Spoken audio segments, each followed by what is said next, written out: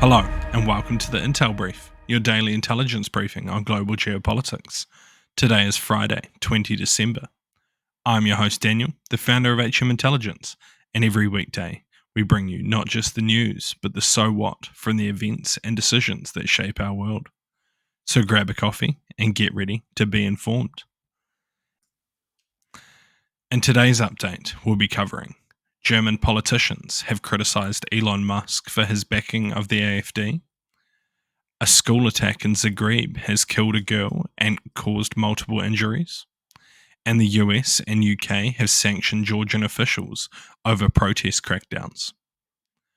So, firstly, Elon Musk's recent social media endorsement of Germany's far right Alternate for German party has sparked controversy among German politicians and public figures.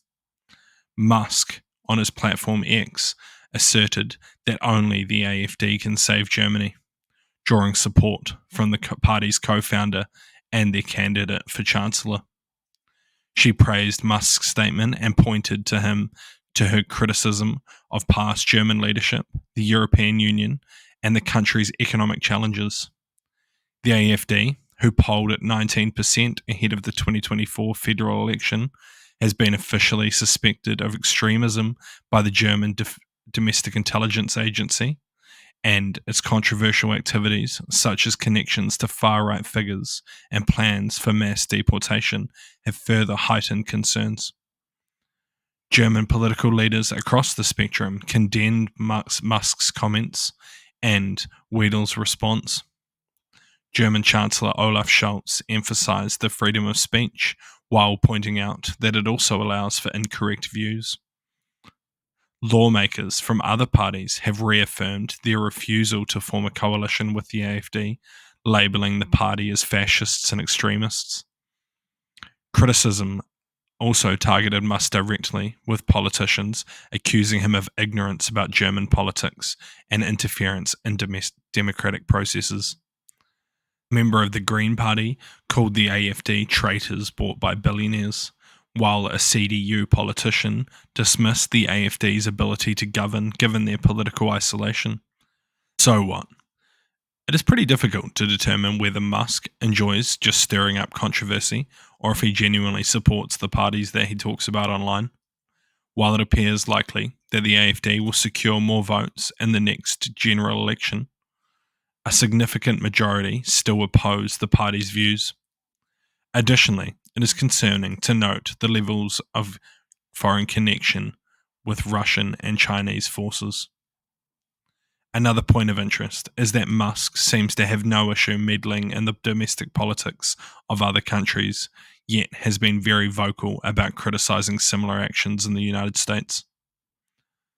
And next, a tragic knife attack in an elementary school in Zagreb, Croatia, has claimed the life of a 7-year-old girl and injured 5 other children and 2 teachers. The assailant, who was reportedly 19 years old, targeted a teacher and students before being detained by police.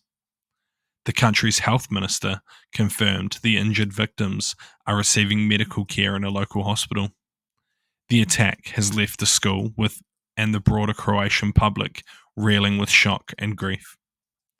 The country's Prime Minister expressed deep sorrow over the tragedy, describing it as devastating for the country. The motive behind the attack remains unclear, but authorities are continuing their investigation. So what? This is a tragic event, and one that will not likely be forgotten soon for the people of Croatia. Though, as stated in the article, the motive has not yet been confirmed, there is already significant speculation online, with several large groups blaming a migrant. This rhetoric follows similar attacks in other countries that have seen boosts in support for right-wing groups and political parties following events. And lastly, the United States and the United Kingdom have imposed sanctions on senior Georgian officials in response to the government's repression of pro-European protesters. These measures freeze any assets the officials may have in the US and UK while restricting their financial transactions with them. Both governments have condemned the Georgian authorities for violent crackdowns on peaceful protesters, journalists, and opposition figures. The US State Department spokesperson Matthew Miller denounced the actions as unjustified, while the UK Foreign Secretary David Lammy labelled them as an attack on democracy and pledged to hold those responsible accountable. The protests were sparked by the government's decision to delay the EU membership bid until 2028, a move widely viewed as aligning Georgia closer with Russia. Among the sanctioned officials is the country's interior minister, his deputy, and the Tbilisi Police Department director.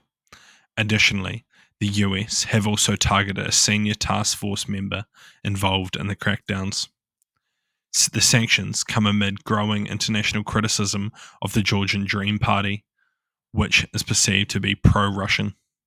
The controversial selection of a former footballer as president has further fueled opposition concerns about Georgia's wavering commitment to European integration.